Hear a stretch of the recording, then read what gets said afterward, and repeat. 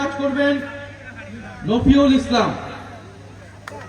জাতীয় কৃষক শক্তির সিনিয়র যুগ্ম সদস্য সচিব হিসেবে কাজ করবেন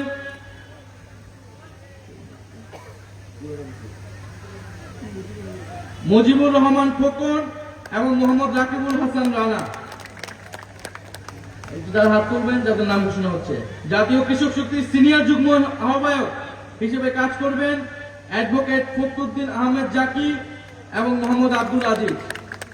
জাতীয় কৃষক শক্তির সদস্য সচিব হিসেবে কাজ করবেন কৃষিবিদ গোলাম মুর্তজা সেলিম। তিনি কৃষি বিষয়ে পড়াশোনা করেছেন এবং কৃষি কাজ নিয়েই দীর্ঘদিন ধরে কাজ করছেন। এবং জাতীয় কৃষক শক্তির আহ্বায়ক হিসেবে দায়িত্ব পালন করবেন জনাব সাইদ উজ্জ্বল। উনি দীর্ঘদিন ধরে কৃষকদেরকে সংগঠিত করে যাচ্ছেন, কৃষকদের আন্দোলনের জন্য অধিকারের পক্ষে তিনি কাজ করে যাচ্ছেন।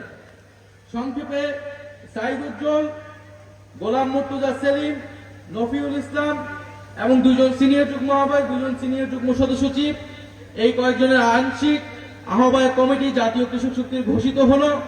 এই কমিটি পরবর্তীতে পূর্ণাঙ্গ কমিটি দিবে এবং সারা দেশে কৃষক শক্তির যে কমিটি সংগঠন সেটাকে বিস্তারে ভূমিকা রাখবে। ধন্যবাদ আপনাদের সবাইকে।